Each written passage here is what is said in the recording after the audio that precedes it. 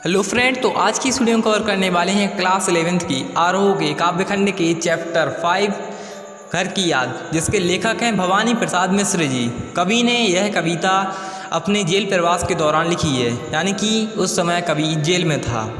अब इसमें 6 प्रसंग हैं। पहले हम इन प्रसंगों की व्याख्या को समझते हैं, उसके बाद हम पूरे पाठ के सार को समझते हैं। तो जो पहला प्रसंग है वह शुरू होता है आज पानी गिर रहा है से लेकर भुजा भाई प्यार बहने तक। इसकी हम पहली प्रसंग की व्याख्या को समझते हैं। कवि कहता है कि आज पानी बरस रहा है, बहुत अधिक बारिश हो रही है। रात भर पानी बरसता रहा, प्राण और मन विह्वल हो रहे हैं। बहुत पानी गिर रहा है। ऐसी भयंकर वर्षा में आंखों के सामने घर तैरने लग गया है। वह घर जो मुझसे बहुत दूर है और खुशियों से भरा हुआ है। भाव यह है कहने का कि कवि के जेल प्रवास के दौरान भयंकर वर्षा हो रही है और उसे अपने घर की याद आने लगती है। उसका मन भर आता है और वह घर के प्रसन्नतापूर्ण वातावरण में इसमें याद में डूब जाता है।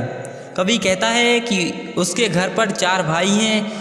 मेरी विवाहिता बहन भी अपने मायके आई हुई है, अर्थात वह अपने पिता के घर आई हुई है, मानो वह दुख के ही घर में आ गई हो। तात्पर्य यह है कि कवि के कारागार यानी जेल में बंद होने के कारण उसके घर में उदासी छा गई है। कवि का घर सही अर्थों में घर है, क्योंकि उसके घर के सभी लोग एक दूसरे से भावपूर्ण स्नेह करते हैं, परस्पर भावनात्मक रूप से जुड़े हुए हैं। कवि के 4 भाई हैं और 4 बहनें हैं। भाई उसकी भुजाओं के समान हैं और बहनें उससे अत्यधिक स्नेह रखती हैं, अर्थात भाई उसकी शक्ति है और बहनें प्यार की प्रतिमूर्ति हैं। हमने इसके पहले प्रसंग को समझा। अब दूसरे प्रसंग को देखते हैं कि और जो शुरुआत है प्रसंग की, और माँ बिन पड़ी मेरी से लेकर काम में झंझालर्जता तक। अब हम इसकी व्याख्या समझते हैं। कवि कहता है कि मेरी माँ अनपढ़ है और दुखमय परिस्थितियों में वह मेरे लिए किले के समान है। मेरी माँ इतनी ममतामयी है कि गोद में सिर रख लेने से सारे दुख दूर हो जाते हैं। भाव यह है कि माँ के स्नेह भरे स्पर्श से कवि अपनी सारी परेशानियाँ भूल जाता है। माँ की स्नेह रूपी धारा का यहाँ तक भी फैलाव हो गया है, अर्थात कवि घर से इतनी दूरी वहाँ कारागार में भी माँ के स्नेहपूर्ण स्पर्श का अनुभव कर रहा है। कवि को माँ का स्नेह भरा पत्र नहीं मिल पाता, क्योंकि उसकी माँ को लिखना पढ़ना नहीं आता। कवि कहता है कि घर पर मेरे पिताजी हैं, जिन पर क्षण भर के लिए भी बुढ़ापे का असर नहीं हुआ। वे अभी भी दौड़े जाते हैं और अभी भी खिलखिला उठते हैं, अर्थात पिताजी में अब भी युवकों जैसी चुस्ती फूर्ती है और वे युवाओं जैसा उल्लास व प्रसन्नता के भाव से भरे हुए हैं। उनमें इतना साहस है कि वे मौत के सामने भी हिचकिचाहट नहीं दिखाएंगे। शेर भी सामने आ जाने पर वे घबरा नहीं सकते। उनकी आवाज़ में बादलों की गर्जना जैसी भीषणता है और उनके गाम में आंधी तूफान जैसा कंपन। तात्पर्य यह है कि कवि के पिताजी की उम्र अधिक होने के बावजूद उनमें युवकों जैसी दृढ़ता व साहस है। अब हम इसके तीसरे प्रसंग को समझते हैं, जो इसकी शुरुआत है आज गीता पाठ करके से लेकर 5वें का नाम लेकर तक। अब इसकी व्याख्या को समझते हैं। कवि कहता है कि मेरे पिताजी आज श्रीमद् भगवद गीता का पाठ करके 200 दंड करके, मतलब दंड बैठक लगाते हैं उसे, खूब मुकद्दर हिला करके, अर्थात पूरी तरह व्यायाम करके, जब मुकद्दर की मुठ मिलाए हुए हाथों में लेकर नीचे आए होंगे तो उनकी आंखों से आंसू भर आए होंगे, उनकी आंखों में आंसू भर आए होंगे। इन बातों की कल्पना कर कवि का मन वेदना से भर उठता है और वह कहता है कि हाय पानी बरस रहा है, मेरी दृष्टि में घर तैरने लग गया है, अर्थात मुझे घर की याद सताने लगी है। कवि आगे कहता है कि मेरे 4 भाई हैं और 4 बहनें हैं। मेरे भाई मेरी भुजाएं हैं, अर्थात शक्ति, और बहनें प्यार का स्वरूप हैं। इस समय जब मेरे भाई बहन खेल रहे होंगे अथवा खड़े होंगे तो वे मेरे पिताजी को दिखाई पड़े होंगे, एक क्षण के लिए भी, जिन पर बुढ़ापे का असर नहीं हो पाया। ऐसे दृढ़ एवं साहसी पिताजी मुझ 5वें पुत्र का नाम लेकर रो पड़े होंगे। भाव यह है कवि के कहने का कि पिताजी अत्यंत सुदृढ़ हृदय वाले साहसी व्यक्ति हैं। वे दुखों से कभी नहीं घबराते, परंतु कवि के असीम स्नेह होने के कारण उनका भी धैर्य टूट गया होगा और वे कवि की परेशानियों का स्मरण याद करके आंसू बहा रहे होंगे। अब इसका जो चौथा प्रसंग है, पांचवा मैं हूँ अभागा से लेकर रो पड़े होंगे और बच्चे की व्याख्या को हम समझते हैं। कवि कहता है कि मैं अपने पिताजी का पांचवा अत्यंत अभागा व दुर्भाग्यशाली पुत्र हूँ। मुझे पिताजी सोने पर सुहागा करते थे, अर्थात वे मेरे चारों भाइयों को सोना और उनसे भी मुझे श्रेष्ठ मानते थे। वे मेरे प्यार में सदा ही बहते रहते। कवि के पिताजी उससे अत्यधिक स्नेह करते हैं। कवि आगे कहता है कि मेरे पिताजी को उनके सोने जैसे बेटे भी तुच्छ प्रतीत हो रहे होंगे, क्योंकि उन पर सुहागा माना जाने वाला मैं भाग्यहीन बना जेल में बैठा हूँ। जब पिताजी की आंखों से आंसू बह रहे होंगे तब माँ हृदय से दुख का अनुभव करते हुए उनसे कहती होगी कि आपकी आंखों में पानी क्यों भर आया है।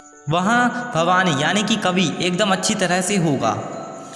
वह तो आपके मन की बात समझकर और अपनत्व का भाव दर्शाते हुए जेल गया है, इसलिए उसने उचित कार्य किया है। यह तो आपका ही बताया हुआ रास्ता है जिस पर वह चल रहा है। यदि वह संघर्ष से अपने पैर पीछे हटा लेता तो इससे मेरी कोख भी लज्जित हो जाती। तात्पर्य यह है कि कहने का कि देश की स्वतंत्रता के मार्ग से पीछे हटने पर तो वह कायर कहलाता, इससे माँ की कोख भी कलंकित हो जाती। कवि के अनुसार माँ उसके पिताजी को साहस बंधाते हुए कह रही होगी कि आप इस तरह धैर्य मत छोड़िए, नहीं तो मेरे बाकी बच्चे भी रोने लगेंगे। अब इसका जो पांचवा प्रसंग है वह शुरू होता है पिताजी ने कहा होगा से लेकर मत करो कुछ शोक कहना तक। अब हम इसकी व्याख्या को समझते हैं। कवि कहता है कि जब माँ ने पिताजी की आंखों में आए आंसुओं को रोकने के लिए कहकर उन्हें साहस बंधाया होगा, जब पिताजी ने माँ से कहा होगा कि मैं कहाँ रो रहा हूँ, मैं अपना धीरज नहीं खोता, उस समय अपने हृदय की पीड़ा को अंदर ही दबाते हुए उन्हें कितनी वेदना सहनी पड़ी होगी।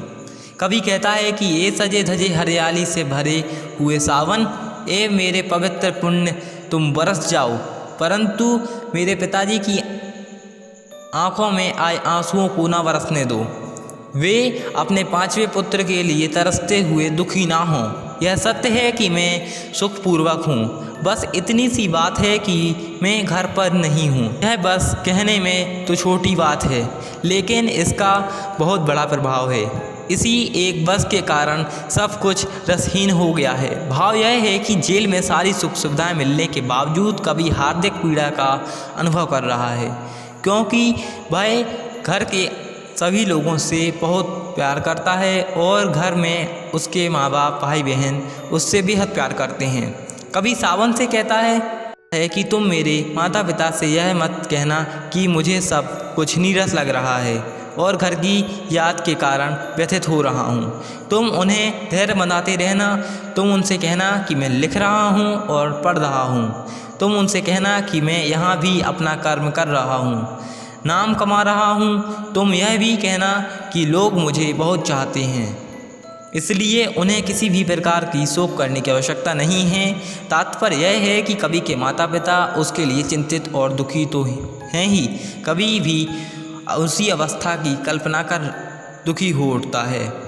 वह स्वयं तो उनके पास पहुंचने में असमर्थ है, अतः सावन के माध्यम से संदेश भेजता है। अब हम इसके छठे प्रसंग को समझते हैं, जिसकी शुरुआत है और कहना मस्त हूँ मैं से लेकर पांचवे को वे ना तरसें। अब हम इसकी व्याख्या को समझते हैं कि यहाँ पर कवि सावन से कहता है कि तुम मेरे पिताजी से कहना कि मैं यहाँ पूरे आनंद में हूँ। मैं चरखे से सूत काटने में व्यस्त हूँ। मेरे वजन 70 से हो गया है और मेरा भोजन भी काफ़ी ज़्यादा हो गया है।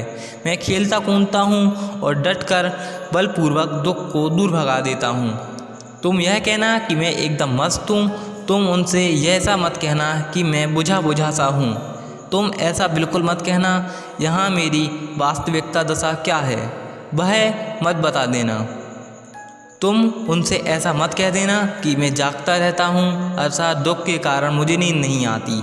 तुम यह मत कहना कि लोगों से मिलने जुलना पसंद नहीं करता, एकांत में पड़ा रहना चाहता हूँ। कवि सावन से अनुरोध करता है कि तुम उनसे यह मत कहना कि मैं एकदम चुपचाप रहता हूँ। मैं स्वयं ही नहीं समझ पाता कि मैं कौन हूँ। अर्थात घाय के वियोग के कारण मैं मेरी अवस्था विक्षिप्त जैसी हो गई है। देखो, तुम कोई इस तरह की बात मत कह देना कि उन्हें मेरी वास्तविक स्थिति के बारे में संदेह उत्पन्न हो जाए। हे सजे धजे हरियाली से परिपूर्ण सावन, हे मेरे पवित्र पुण्य, तुम बरस जाओ, परंतु उनकी आँखों से आंसू ना बरस पड़े और वे अपने 5वें पुत्र के लिए तरसते हुए संतप्त ना हो जाएं। अब हम इसके पूरे पाठ की सार को समझते हैं। घर की याद कविता में घर के मर्मे का उद्घाटन है। कवि को जेल प्रवास के दौरान घर से विस्थापन की पीड़ा सताती है। कवि के स्मृति संसार में उसके परिजन एक एक कर शामिल होते चले जाते हैं। घर की अवधारणा की सार्थक और मार्मिक याद कविता की केंद्रीय संवेदना है। तेज बारिश हो रही है, ऐसे में कवि को अपने घर की याद आने लगती है। कवि को याद आता है कि उसके घर की खुशियाँ ही खुशियाँ हैं। घर में 4 भाई हैं, एक विवाहिता बहन भी आई हुई है। भाई बहनों में असीम प्यार है। माँ अनपढ़ है, परंतु स्नेह की प्रतिपूर्ति है। पिताजी के व्यक्तित्व में ओज और दृढ़ता है। उम्र अधिक होने पर भी उनमें युवाओं सा उत्साह है।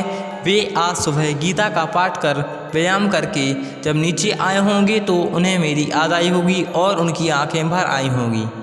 मेरे 4 भाई और 4 बहनें खेलते या खड़े हुए पिताजी को दिखाई पड़े होंगे। उस समय वे अपने 5वें पुत्र अर्थात मेरा नाम लेकर रो पड़े होंगे। वे मुझे सोने पर सुहागा कहते हैं और मैं यहाँ बंधा हुआ बैठा हूँ।